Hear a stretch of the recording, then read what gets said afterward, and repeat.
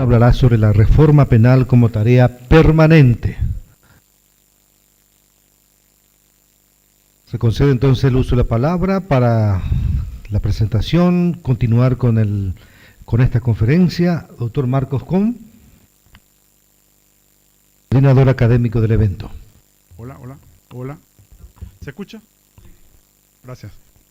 Bueno, agradecidos nuevamente con el doctor Alberto Binder. Ha recibido un acto de homenaje de parte del Congreso Nacional en su calidad de ciudadano ilustre de la República del Paraguay. Me toca en suerte, luego creo que ustedes vieron toda la transmisión en vivo, ¿verdad? Creo que el currículum se ha expresado extensamente de parte del senador Enrique Riera, y a mí me toca simplemente hablar de él desde su perspectiva académica, desde su perspectiva personal. Tenemos el placer de contar con el asesor principal en la redacción del Código Procesal Penal.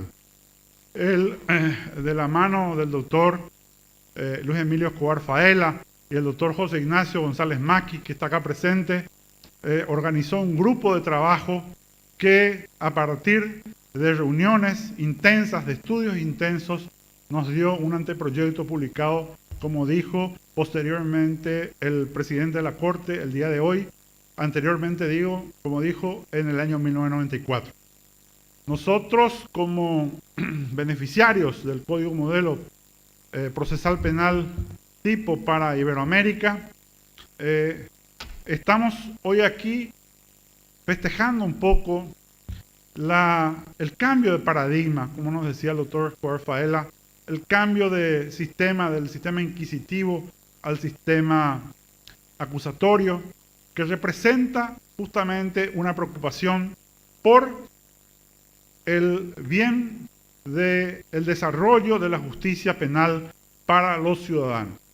No quiero ser muy extenso, simplemente expresarle que en lo personal estamos muy contentos con la visita de nuestro ilustre visitante, y a partir de este momento lo convocamos a esta mesa para una charla magistral que versará sobre la reforma penal como tarea permanente. Muchas gracias nuevamente, doctor Alberto Binder, y a todos y cada uno de los presentes. Y una última cuestión que quedó en el tintero de tan rápido que tuve que salir por disposición de las autoridades acá del Congreso. Quería agradecerle justamente a las autoridades, al director general, al secretario general, a los directores y funcionarios, a todos los órganos constitucionales y a los órganos de la sociedad civil por el apoyo en la realización de esta fiesta jurídica. Sin todos ellos no hubiera sido posible este evento. Muchas gracias, el doctor Binder tiene la palabra. Bien, bueno, formalmente buenos días a todos.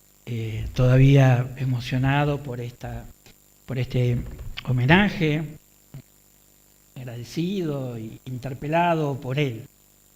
A mí me gusta mucho, me parece muy pertinente esta forma de organizar el Congreso con estas tres preguntas: ¿de dónde venimos, dónde estamos y a dónde vamos? Vamos a dedicarnos en primer momento a hablar de dónde venimos, porque es algo extremadamente importante. Me es un placer muy particular estar aquí con muchos amigos, con muchos compañeros de esa lucha inicial: Roque, Enrique, Carolina, Vicky, Marcos. Bueno, éramos todo un grupo de trabajo de jóvenes conducidos y liderados por Lucho, que había tenido la lucidez, el coraje y la tenacidad para algo que recién decía, si lo escucharon cuando pude agradecer el homenaje. Bueno, estamos conmemorando la aprobación de un código, estamos conmemorando 25 años en el cual una generación de paraguayos dijo basta con el sistema inquisitorial, basta con la Inquisición.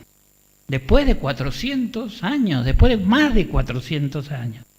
Y eso es un hecho significativo, un hecho que posiblemente quienes estábamos trabajando en esa época no terminábamos de darnos cuenta, y hoy, 25 años después, cuando reflexionamos sobre de dónde venimos de esa decisión, de ese coraje cívico, de algo que habían pregonado todos los liberales republicanos de América Latina, incluso los paraguayos. Basta de Inquisición. La Inquisición y la República Democrática son profundamente antagónicos, incompatibles. Y eso es lo primero que tenemos que destacar en esta, quisiera destacar en esta charla. Cuando comienza la construcción de esta nueva democracia en la que hoy estamos trabajosamente conviviendo en toda América Latina, porque se trata de ese periodo, aparece una idea que parecía obvia, pero era relativamente nueva en el pensamiento político, inclusive en el pensamiento jurídico. Esa idea era que no podíamos tener una democracia de calidad y todos aspirábamos a construir una democracia de mayor calidad. ¿Lo hayamos logrado o no? Digamos, seguramente ninguno de nosotros es satisfecho. Pero no podíamos construir, no podíamos aspirar a tener una democracia de calidad sin una administración de justicia de calidad. Esto, que teóricamente se conoce como la aparición de la cuestión judicial dentro del pensamiento político, porque hasta ese entonces no es que no se le daba importancia al problema judicial, pero se lo veía más bien como un problema técnico, como un problema de modelos, como un problema de estructura, cuando desde la Revolución Francesa se había planteado. La Revolución Francesa es el mismo problema, es la misma discusión. No podemos construir una república con el sistema inquisitorial sin una justicia totalmente distinta. Bueno, esa ecuación, no hay democracia de calidad sin justicia, sin administración de justicia de calidad, sigue siendo el gran tema de hace 30 años y sigue siendo el tema hoy día. No en el sentido de que hagamos una democracia de calidad y por derivación vamos a tener una justicia de calidad, porque eso no es así, sino que la justicia, la construcción de una justicia de calidad es una de las herramientas que nos van a permitir tener una democracia de calidad. No es una derivación, no es que el día que tengamos una generación de políticos tan virtuosos y de ciudadanos tan comprometidos, automáticamente van a ser una administración de justicia de calidad. Ningún país del mundo, nadie ha construido las cosas de ese modo. Por lo tanto, es esta primera idea la que yo quiero destacar con fuerza. Repito, para que la tengamos como una especie de eslogan, de estribillo. No hay democracia de calidad sin una administración de justicia de calidad. Va a ser imposible. Y la administración de justicia es uno de los motores de una democracia de calidad, no una consecuencia. Posiblemente hay algo que también a mí me parece un gran logro, y es que esta idea que acabo de enunciar ha quedado más claramente inscripta en los ciudadanos que en la comunidad profesional. Fíjense ustedes que si uno va siguiendo lo que hoy día llamamos sociedad civil, pero el conjunto de los ciudadanos, de sus grupos organizados, esta idea sigue estando vigente. Y por eso, 20 años después, 30 años después, sigue siendo un reclamo ciudadano. Tendríamos que preguntarnos, yo soy de la idea de que somos los abogados, nosotros los abogados, independientemente de qué lugar nos toque estar, jueces, fiscales, defensores, eso es independiente, pero la comunidad jurídica, profesores, como somos todos muchos acá, lo que no hemos logrado es que la comunidad jurídica, la comunidad profesional tenga tan claro como lo tiene hoy día la ciudadanía, esta ecuación. Y esto es un problema que tenemos que resolver, pero es un gran logro que esta idea se haya instalado en la sociedad y que por lo tanto siga interpelando a nuestra administración de justicia. Eso nos tiene que alegrar, no complejizar. Yo recuerdo muchas de las discusiones que tenía acá con mis amigos y compañeros, y cuántos insistían en decir tenemos que instalar esto en la sociedad, tenemos que instalar esto en la sociedad. No, se ha logrado eso. Se ha logrado más que con los abogados. Teníamos que y ojalá sea un interrogante de este Congreso, ¿por qué nos cuesta tanto a los abogados construir una justicia de calidad? ¿Qué tenemos nosotros? ¿Cuál es el punto? Esa es la primera idea que yo quisiera destacar. A partir de allí se van a tomar dos grandes decisiones que en el caso de Paraguay, ustedes lo saben, estaban favorecidas por la Constitución, porque eso es lo primero que tenemos que tener claro. Abandonar la Inquisición, la reforma de todo el sistema penal, que es todo un mismo proyecto político, no es solamente el Código, sino que si ustedes leen, por una parte la adhesión y la puesta en marcha en serio de la adhesión al Sistema Interamericano de Derechos Humanos, y luego la Constitución del 92 ya tienen prefigurada la justicia, la administración de justicia que queremos y la justicia penal que queremos. Y ahí van a hacer algo en el cual hoy todos los alumnos lo damos por hecho, pero que no, fue una novedad que en gran medida se la debemos, no porque él haya inventado la idea, pero ha sido la voz más clara y más fuerte, que es la visión la voz más clara y más fuerte que la de Julio Mayer, que es la visión constitucional del proceso. La visión constitucional del proceso, esta idea de que en última instancia, si no tuviéramos los códigos, con los pactos, con la Constitución, podríamos poner en marcha una justicia de calidad. Es una idea extremadamente potente. Hoy ningún estudiante puede desconocerla y nadie de nosotros lo aprobaría en un examen si desconoce esta idea. Pero esta idea no es muy vieja. Yo todavía recuerdo, miren, estoy hablando de un gran procesalista como es Alcalá Zamora, Niceto Alcalá Zamora, además un hombre de la República Liberal Española, pero que decía, tiene un libro que dice, bueno, si ponemos la oralidad, el sistema escrito, es un problema de opciones técnicas. Eso no era entender el problema. En cambio, a partir de la reforma del Código y del movimiento que se genera, hoy todos sabemos que no podemos tener sino una visión constitucional del proceso. Ustedes me dirán, no hemos logrado que se imponga la visión constitucional del proceso. Bueno, está bien, pero no se olviden que aún en los países más desarrollados en el tema judicial, como puede ser Inglaterra o el mismo Estados Unidos. En Estados Unidos en los años 60, 1960, 1970, cuando se da los grandes impactos de la época Warren, el universo de Miranda contra Arizona, ellos también tenían problemas con la constitucionalización del proceso. Es decir, yo también quisiera hacer un llamado, porque me parece que es un llamado del pensamiento acá en Paraguay, en Argentina, en América Latina, el pensamiento jurídico penal, que no tengamos una visión infantil de cómo se ponen, disculpen que diga la palabra infantil, estoy hablando también de infantil, de cómo se pone en marcha un sistema de justicia penal. Es mucho trabajo, son muchos tiempos, son muchas manos de pintura que hay que dar, son avances y retrocesos. Hoy Inglaterra está en una crisis sobre su justicia penal enorme, Estados Unidos tiene una crisis y se ponen a trabajar, forman comisiones. Nosotros tenemos una cierta idea de que aprobando las leyes mágicamente se van a poner en marcha. No funcionan las cosas así. Pero en base a esta visión constitucional del proceso, en base a esta visión de los pactos, de la convencionalidad del proceso, se van a tomar las dos grandes decisiones, que son decisiones que marcan todo el proceso de reforma y que no son ninguna novedad. La primera, que después la voy a destacar, porque me parece que sigue siendo un tema central, es la oralidad. Si yo les preguntara, no sé exactamente, pero ustedes me podrían decir el día que se hizo, podrían fecharlo, el primer juicio oral de toda la historia de Paraguay, ¿o no?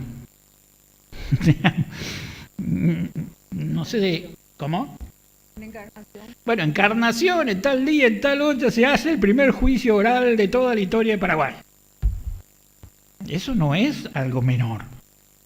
La oralidad sigue siendo hasta el día de hoy la gran nave insignia de todo este movimiento político-cultural. Y después vamos a ver, yo creo, y voy a decir por qué, que me parece que hoy día tenemos que volver a darle sentido político a la oralidad, pero no por la sociedad. Nosotros en la Argentina, que recién hace 4 o 5, bueno, un poquito más, acá están Marcos y Víctor, grandes promotores del juicio por jurado, pero yo creo que la sociedad estaba convencida de que nosotros hacemos grandes juicios orales con jurado, porque hoy día tenemos a nuestro favor el gran aparato educativo de la televisión. Con lo cual, el ciudadano común está convencido que hacemos otras cosas. La pregunta, que no deja de ser un gran enigma, que tenemos que preguntarnos, ¿por qué los abogados destruimos la oralidad? Y esto hay que volvérselo a preguntar ahora, porque después de la pandemia apareció otra nueva forma de no entender la oralidad, que es esta idea de que podemos estar en nuestras casas y hacer las cosas virtualmente. Nuestra Corte Suprema acaba de sacar, hace 1 año y medio que sacó una acordada diciendo volvamos toda la presencialidad, y los tribunales se resisten. Se resisten. Hay un problema político, y yo creo que la decisión que se toma en ese entonces, vámonos a la oralidad, como la oralidad es publicidad, la oralidad es encuentro, la oralidad son muchas cosas que vamos a hablar ahora, eso se ha ido debilitando en términos políticos, no solo en Paraguay, en Argentina, en toda América Latina, y es un problema gravísimo. Y no lo debilita la sociedad, lo debilitamos nosotros los abogados. Nosotros los abogados somos quienes debilitamos la oralidad. Y la otra gran decisión, yo creo que con eso se explica, más allá de las innumerables cantidades de otros temas, pero con esto no me voy a extender porque todos ustedes lo conocen, es la idea de la división de funciones. La idea de la división de funciones se nutre también de un principio republicano contrario a la Inquisición. No puede existir un sujeto hegemónico en la justicia penal. Es una derivación del principio republicano. Si para toda la República pensamos en la división y el control y balance de los poderes para otro tipo de ejercicios de poder, cuando se trata del poder más inmenso que hay, que me pueden mandar a nuestras cárceles por muchos años, ¿cómo no vamos a usar la misma metodología de división y balance y control de los poderes? No puede existir un sujeto hegemónico. Ni el Ministerio Público, ni el viejo juez de instrucción, ni el juez de garantía, ni las cámaras de apelaciones, ni la Corte Suprema. En materia penal no hay un sujeto hegemónico.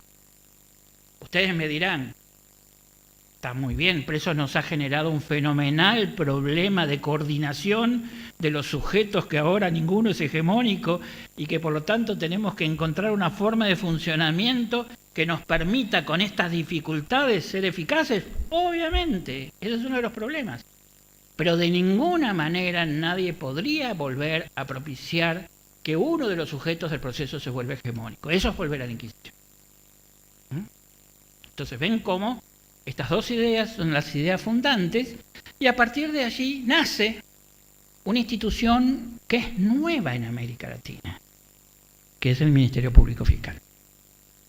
¿Por qué digo es nuevo? Porque ustedes dicen, pero había fiscales antes, ¿existían? No, pero el nivel del Ministerio Público antes de todo el proceso de reforma en América Latina, o en Paraguay, o en Argentina, es de otra magnitud. Es tal el avance, es tal el cambio, que podemos decir que el Ministerio Público es nuevo. El Ministerio Público en América Latina, sacando cosas muy distorsionadas, como era México, que funcionaban como jueces de instrucción, pero sacando eso, que ellos mismos lo reconocen, es una institución que también cumple 25 años. Y paradójicamente, también esto se dio la discusión en la Revolución Francesa, había una gran expectativa y esperanza sobre el Ministerio Público. Y hoy seguimos teniendo una gran expectativa y esperanza sobre el Ministerio Público. Si abriera acá el diálogo y el debate, ustedes decían, pero no lo hemos logrado, no hemos hecho. Está bien, pero sigue existiendo una profunda expectativa, esperanza y problema en América Latina. Hoy, si hay algo que caracteriza y va a caracterizar los próximos 10 años en el estado actual de América Latina, es una pelea tremenda alrededor de quién domina el Ministerio Público. En todos los países. El Ministerio Público puede ser una institución al servicio de la impunidad, puede ser una institución al servicio de acabar con la impunidad, o puede ser una institución tonta, boba, burocratizada, cómplice, decidiosa. Esa es la gran pelea.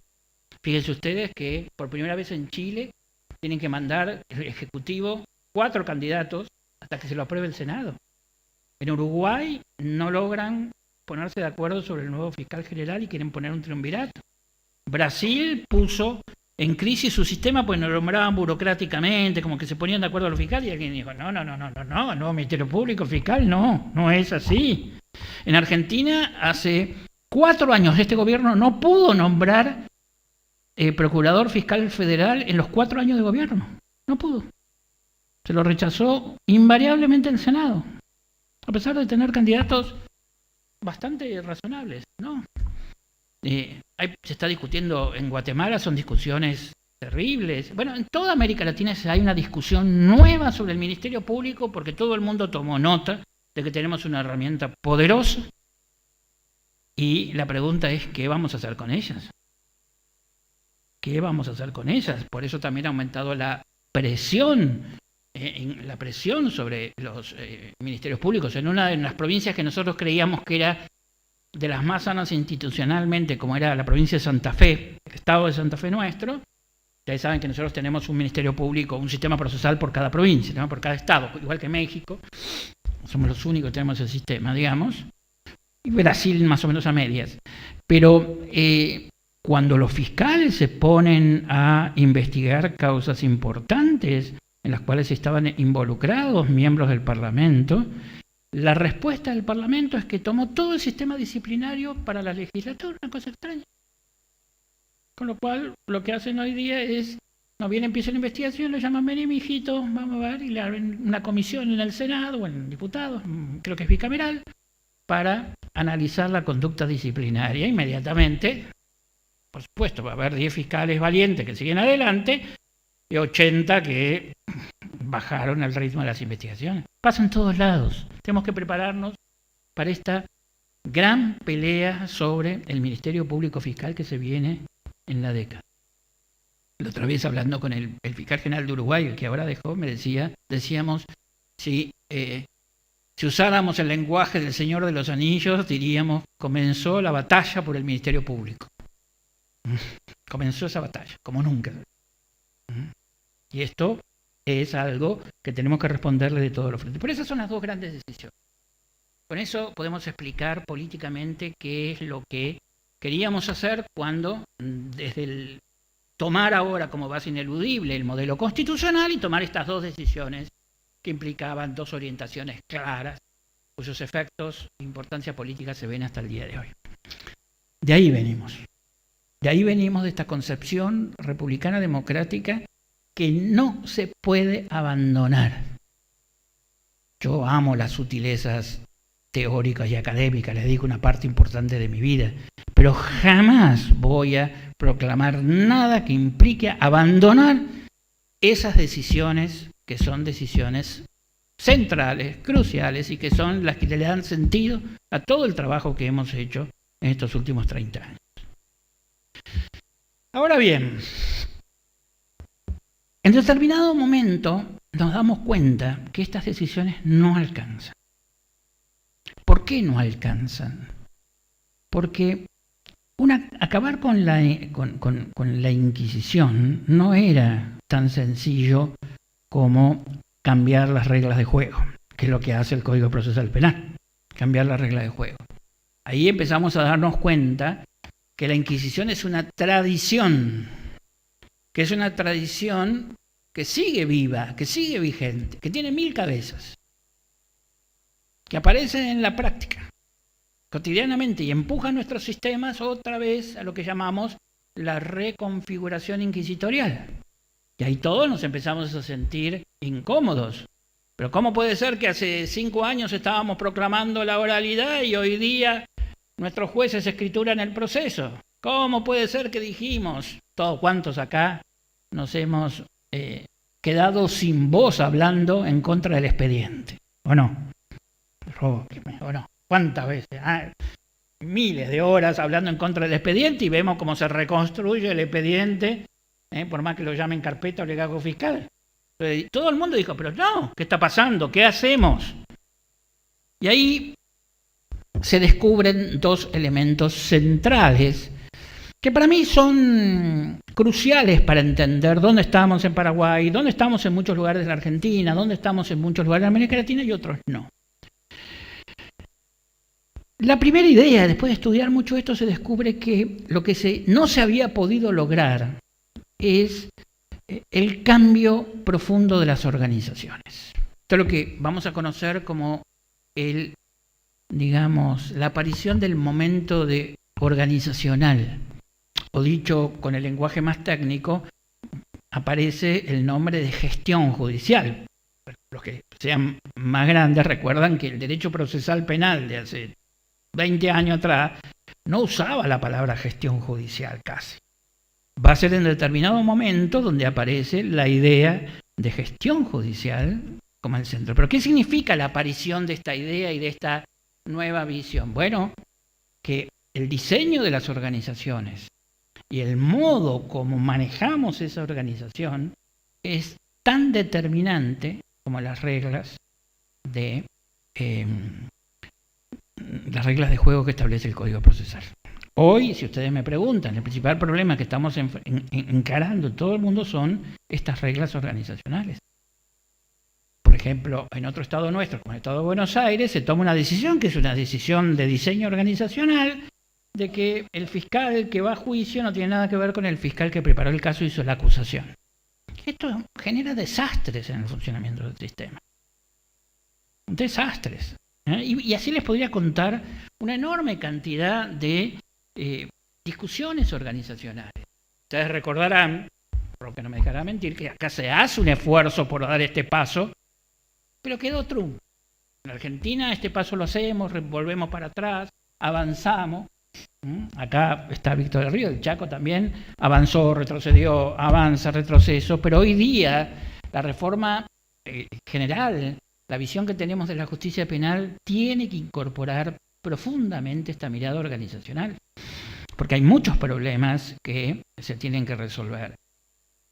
El litigio indirecto, algo que acá en Bolivia se sufre mucho, en otros países también, esto de que los abogados recusan, hacen aquello, se escudan, vuelven los incidentes, porque es un clásico, digamos. Sin cambios organizacionales no tiene solución. La única solución que hemos encontrado en lugares donde sí funciona es que cuando alguien viene y dice recuso, bueno, está muy bien, a la media hora tiene otro juez sentado en el mismo lugar. A los 6 meses los abogados ya no recusan más, digamos. Yo siempre lo cuento, porque impactó un abogado que había preparado, había estado 10 días, 15 días trabajando para plantear una nulidad de una audiencia. Llega, plantea la nulidad y el juez le dice, sí, tiene razón, es nula. Venga esta tarde que la hacemos de nuevo. Y el abogado dijo, esto cambió, perdí 15 días de mi vida. Que además no se lo voy a poder cobrar porque ahora tengo que ir a la audiencia. Bueno, todo eso es el producto de cambios organizacionales, del modelo de colegio de jueces, de la oficina judicial, de un ministerio público que sigue funcionando a niveles muy primitivos, a pesar de que hizo cambios. Entiéndase bien, yo no estoy...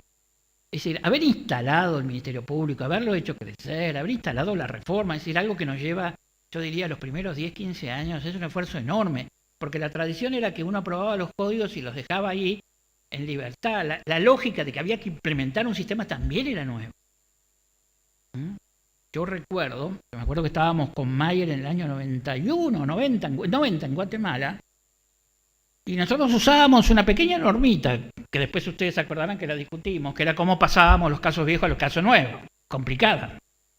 Y nosotros habíamos utilizado, la verdad era más responsabilidad de Mayer, que tenía más experiencia que mía, que todavía no. Y usaba una norma que venía de los viejos cambios del Código de Córdoba Viejo, del año 1940, que decía, bueno, las causas que están en sumario pasan a el nuevo sistema. Las que están en juicio oral, como el juicio oral igual, sí. Y yo recuerdo el día que empezó el nuevo sistema en Guatemala y veía pasar camiones, no miento, camiones con sumario. Y los del Ministerio Público mirándonos y diciendo, ¿qué hacemos con eso? Pero camiones, decenas de miles. Bueno, no había experiencia en América Latina. Después, me acuerdo de esa experiencia, después me toca trabajar en Buenos Aires y me dicen, ¿cuántas causas anteriores hay? 500.000. Y bueno, uno le tiene que decir, saquen las más grandes, saquen las más y el resto tiré por a la basura, es una desgracia. Pero ¿qué sistema puede tomar 500.000 de un día para el otro? Bueno, todas esas son experiencias que eran nuevas. La idea de implementación de un sistema, que acá todos recordarán todo lo que se trabajó, la transición, no había experiencia en América Latina de todo ese tipo de cosas. Ahora, todo eso que fue un gran trabajo en determinados momentos no es suficiente. No es suficiente. Hoy día aparece la necesidad de una nueva modelos organizacionales y una preocupación constante sobre la organización, porque las organizaciones se retroceden, se degradan, hay que estar permanentemente. Hoy día, les pongo otro ejemplo, hoy en la Argentina estamos sacando una serie de investigaciones muy puntuales, porque queremos que reaccione el sistema, porque también se está chanchando muchas cosas, se está burocratizando, y estamos midiendo solamente la cantidad de horas de audiencia mensual por juez. Pues si tenemos un sistema oralizado, y nosotros tenemos algunos sistemas muy oralizados, es una medición pertinente.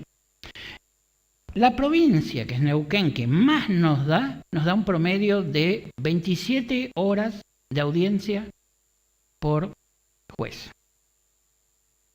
Nosotros nos pudimos estudiar otros parámetros de otros países y le decimos, mira, vamos a una cosa, sin infartarnos, pongamos 3 días de audiencia, 6 horas de audiencia por día. Nadie se muere con ese promedio. Eso nos da un promedio, un estándar mínimo de 80. Mínimo. Pues vamos a estudiar la calidad de las audiencias, si son más largas, pero por lo menos cuántas horas están sentados los jueces. Y el máximo nos da 27. Entonces uno les pregunta y le dice, ¿y por qué fijan una audiencia oral para dentro de 8 meses? Si el promedio me da 27 horas.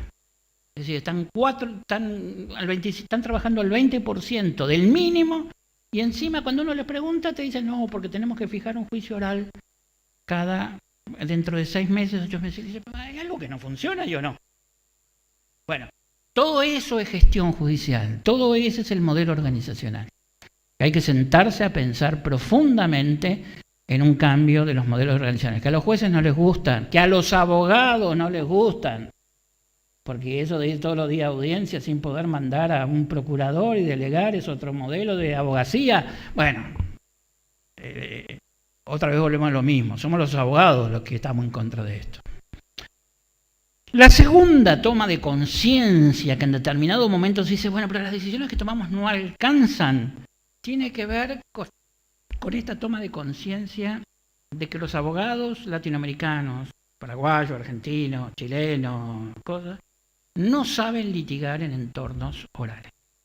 No sabían. Hoy saben un poco más, pero no sabían. No sabían. Yo me acuerdo hace unos años, por ahí me escucharon decirlo, son profesor mexicano, no hace mucho, hace 10 años, cuando México estaba entrando en esto, que decía que es imposible hacer una audiencia, porque un abogado mexicano tarda 15 minutos en pedir una fotocopia. Y empieza derivándolo del Pacto de San José de Costa Rica.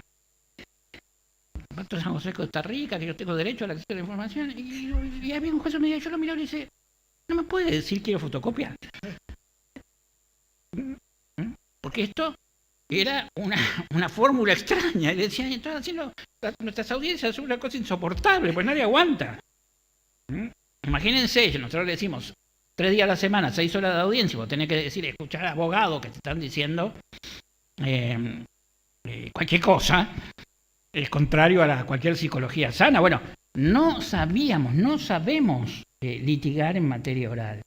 No sabemos ir al punto. Ustedes, yo no soy profesor de litigación, dirijo algunos diplomados que tienen una fuerte orientación en litigación, y los alumnos que vienen, que son alumnos de posgrado seleccionados, no hay forma que narren el hecho. Bueno, acá hay varios profesores de litigación, no pueden narrar el hecho. Vos le decís, contame, ¿qué pasó? No, y empiezan que el sargento González vio pasar a alguien que llamó, te cuentan el expediente. Te relatan el expediente, no pueden narrar el hecho, y de ahí en más comienzan todos los problemas de litigación. Hubo que hacer un gran esfuerzo que tuvo éxito. Carolina, vos has sido profesora de litigación, has escrito material de litigación y muchos de acá, pero yo no sé por qué todavía no hemos logrado que masivamente la litigación sea algo que se enseña en nuestras universidades o algo que se enseña en el sistema profesional de capacitación. No tenemos programas masivos de litigación. Alguien me dirá, ¿hemos avanzado? Claro que hemos avanzado, pero todavía no hemos logrado nosotros en Argentina, no sé si acá en Paraguay existe, una sola universidad que tenga un programa de litigación en el cual el estudiante ingrese a los 15 días en una sala de entrenamiento judicial, que es para lo cual todos de alguna manera queríamos ser abogados, y termine su programa de entrenamiento una semana antes de recibirse. Y que tenga cientos de horas de litigación. Tenemos un curso de litigación, un diplomado de esto, un diplomado de aquello. Los colegios de abogados no lo promueven tampoco, con lo cual es un problema. Alguien me dirá, ¿cómo hacemos para poner en marcha un sistema altamente oralizado cuando los abogados lo empujan a la escriturización? Alguien dirá, bueno, imposible. No, tenemos que hacerlo. Por eso se tomó una de las decisiones más importantes, que yo creo que acá tenemos un problema en Paraguay, porque Paraguay lo quiso hacer y después retrocedió, y siempre estamos ahí, que es la oralización de todo el proceso. Nosotros estamos divididos en algunos estados que no lo lograron hacer y se nota, y otros estados que lo lograron hacer y vos no haces otra cosa que ir a la audiencia. No haces otra cosa que ir a la audiencia. No hay forma de litigar en penal si no es en la audiencia. Todos los días vos vas a los tribunales, una audiencia. Si vas a los tribunales, es una audiencia. No hay otra cosa que vos puedas hacer. Pues los otros son presentar pequeños escritos. Obviamente, hay que presentar una apelación, se hace una moción escrita, un escrito. Pero el resto es todo ir a audiencias. Y esto genera impactos nuevos, se nota. Genera una dinámica nueva, porque atrás de eso empieza una forma de litigar nueva. Que no es la panacea, no es la solución completa. Por ejemplo, hoy día estamos dando una pelea porque los jueces, y esto yo lo he visto en toda América Latina, los jueces que controlan la acusación, que hacen la etapa intermedia, el control de audiencia, la audiencia preliminar, distintos nombres que tienen, son muy, muy mano suelta con la producción de la prueba. Hace poco un juez amigo me llama y dice, tengo un problema tremendo porque se me está por morir el imputado durante el juicio. Y yo le digo, ¿por qué no lo terminás? No, me quedan 30 testigos. Bueno, ponele, que yo no sé para qué tienen 30 testigos. Digo, llama a las partes y decirle que elijan lo mejorcito y se acaben de estas cosas. No, 30 testigos son 3 meses de juicio. ¿Cómo hace 3 meses de juicio? Sí, porque hacemos un día de audiencia a la semana. Pero ahí tenés muchos problemas. Tenés el problema organizacional de fijar una audiencia a la semana que además dura 3 horas, ¿no? Nosotros, fíjense, ustedes por ahí vieron en televisión, posiblemente el juicio más importante que tenemos después del juicio de la Junta de los Militares, que es cuando juzgan a la expresidenta, un juicio controvertido, digamos, todo el país mirando, un juicio con un impacto político tremendo, se reunía una vez por semana por Zoom, un juicio que no resiste ningún análisis de validez mínimo. Alegatos que duraban 50 horas. ¿A quién se le ocurre hacer un alegato de 50 horas? Todo mal hecho, todo... Bueno, esas son las cosas que implican el no saber litigar. Es decir, el principio que yo siempre les digo a los alumnos, mire, esto no es que lo inventamos nosotros, ya está en las partidas.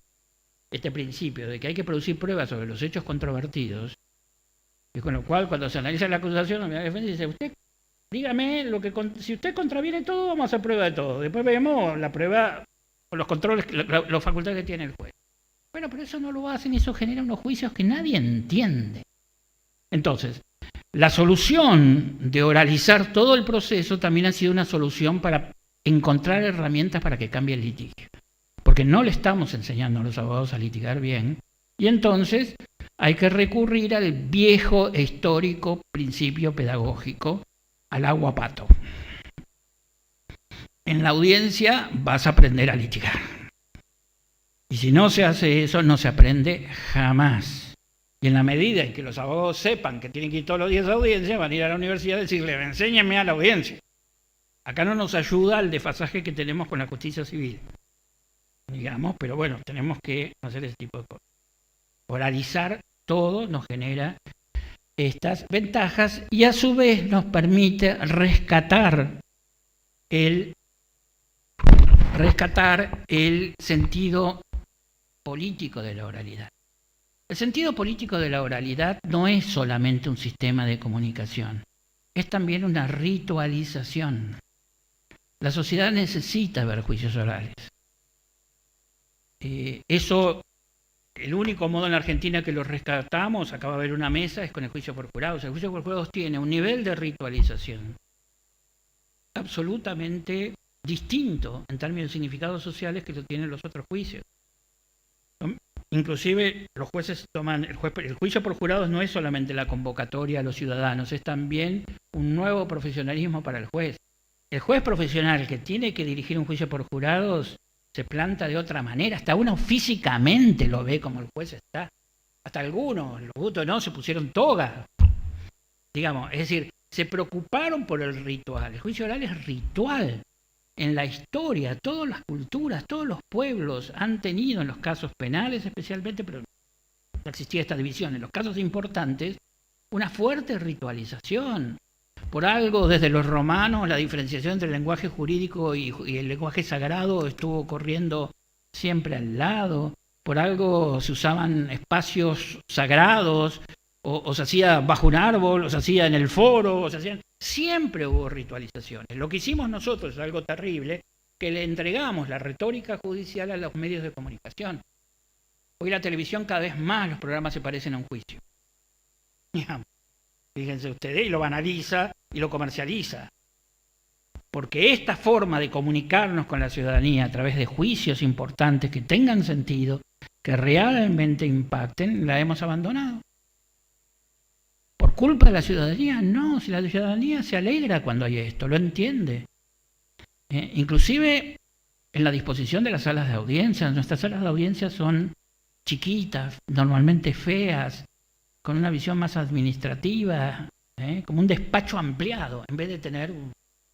y muchas veces los jueces, que tienen la posibilidad de un juicio importante, ir a hacerlo a un lugar, un teatro, una sala de uso múltiple, armarlo, generar esas cosas, no lo hacen. Entonces, hoy se rescata mucho en la teoría del derecho, en la teoría política, el uso de estas ritualizaciones, que es el rescate político del juicio oral. Algo que cuando discutíamos allá al inicio de la reforma, a mí me asombró verlo en Paraguay, que es el impacto del guaraní. Es algo que después se va perdiendo sentido en términos de... La oralidad guaraní no es la misma, digamos, que la oralidad en español para un sector importante de la población, ustedes lo sabrán mejor que yo. En otros países pasa lo mismo. Esto es generar un movimiento cultural. Esto es usar la justicia para generar un movimiento cultural. No se olvide que la Administración de Justicia tiene dos grandes misiones en términos de configuración de la cultura. Por un lado va a decir, tú hiciste ese daño, te tenés que hacer responsable. Los daños no quedan impunes.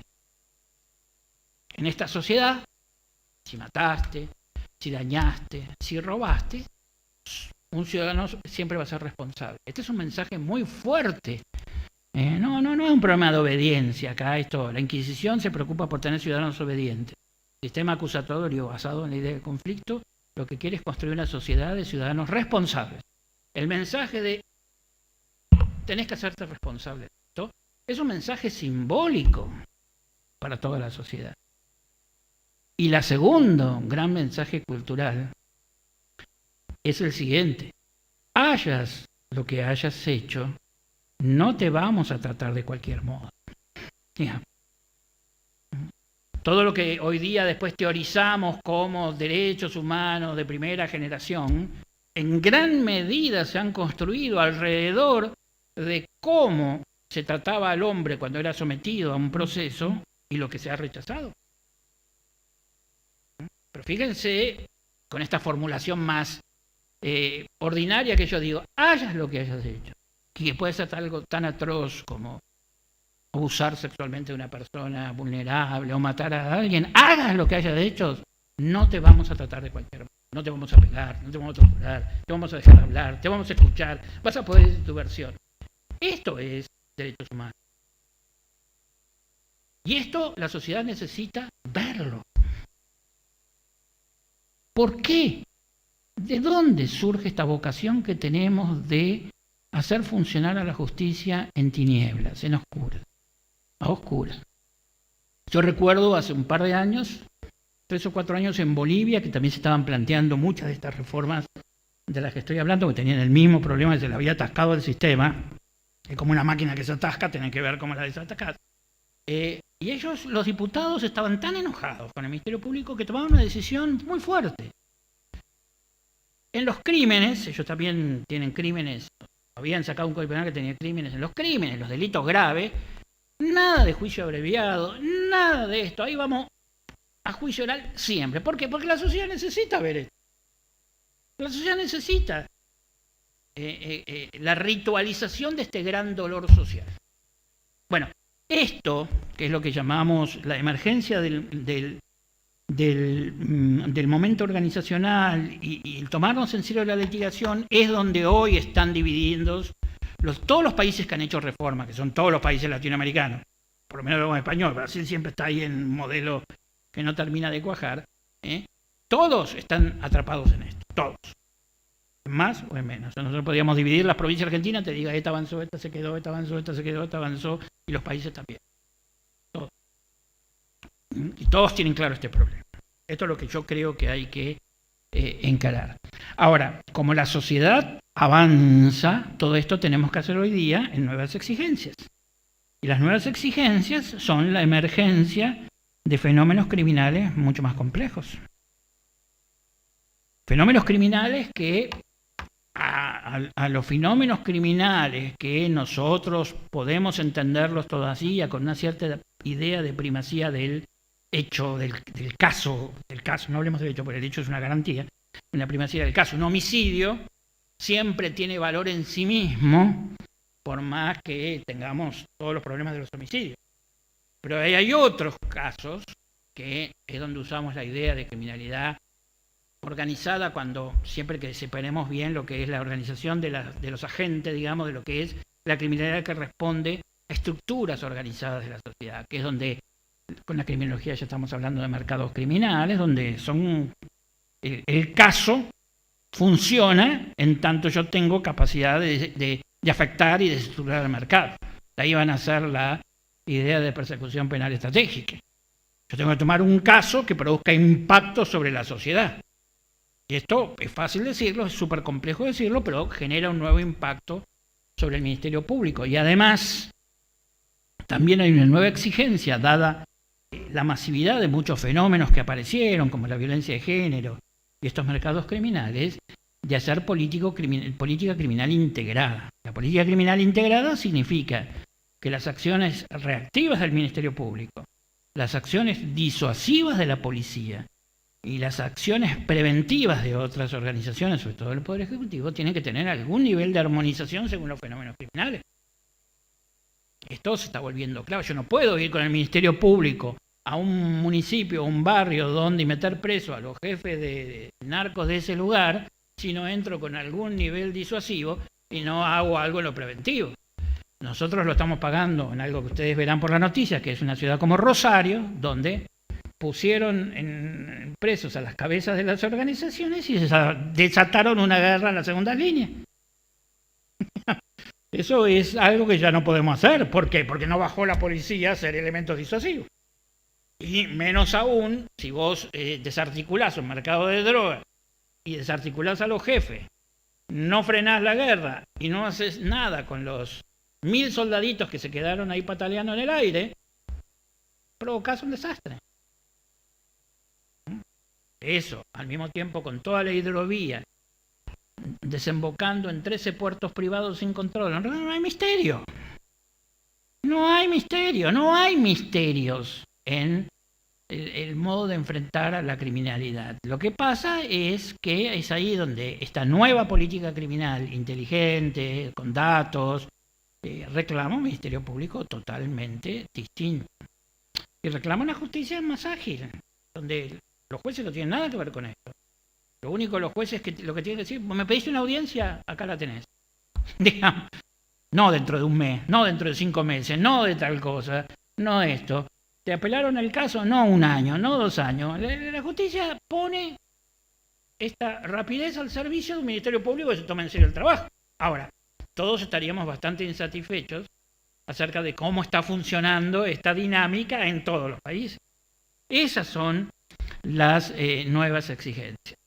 Bueno, para ir terminando, porque ya se me acaba el tiempo, creo que lo que tenemos que tener claro es que las decisiones que se tomaron al inicio del proceso de reforma de la justicia penal en todos nuestros países, en Paraguay, son de tal magnitud, de tal importancia, que no podemos pretender que tengan efecto inmediato. Esto no tiene que volverse una cuestión de conformista, sino yo creo que hay que volver al espíritu de la implementación. En el espíritu de la implementación había mucha gente preocupada acerca de cómo se iba a organizar, cómo se iba a poner en marcha los detalles. Había equipos, había gente, había preocupación.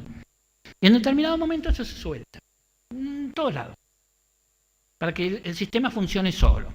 Cuando el sistema funcione solo, que si alguien preguntara, parecía una razonable decisión. Bueno, los ayudamos, ahora a ver cómo se llama. Bueno, cuando el sistema empezó a funcionar solo, se trabó. Se trabó.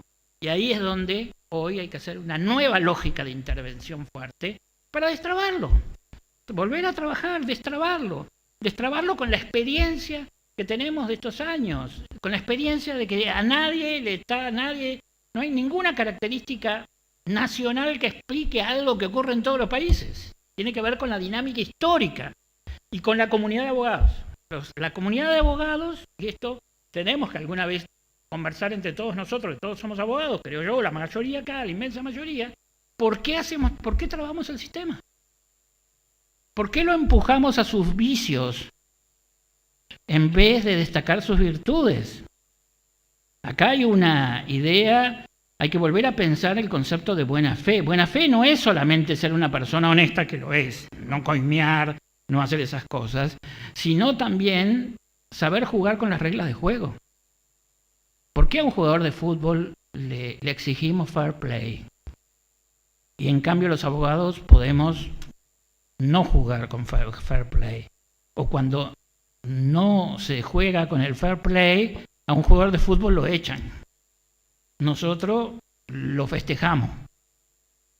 Entonces tenemos un problema acá, y a mí me parece que de este problema, dadas las exigencias que hoy día le está poniendo la sociedad, dada la importancia que tiene, por ejemplo, esta pelea por el Ministerio Público, ha llegado el momento, estamos tratando de que se tome conciencia de que entramos en una fase otra vez de intervención fuerte. ¿A qué le llamo intervención fuerte? Como era la implementación. Que ya no podemos dejar el sistema a la libre ajuste de todos los actores, que eso no es incorrecto, es una etapa, pero esa etapa nos ha llevado a una reconfiguración inquisitorial del sistema que no la podemos permitir en base a los grandes valores en juego de dónde venimos. De dónde venimos nos está indicando hoy día que tenemos que recuperar esa técnica de intervención para poder rescatar y profundizar los grandes valores que nos llevaron a comprometer profundamente nuestras vidas y a darnos cuenta que este principio de que no hay democracia de calidad sin una administración de justicia de calidad y que siempre la justicia penal a lo largo de la historia ha sido uno de los signos de la justicia de calidad, sigue hoy teniendo una importancia y una vigencia tremenda. Bueno, muchas gracias.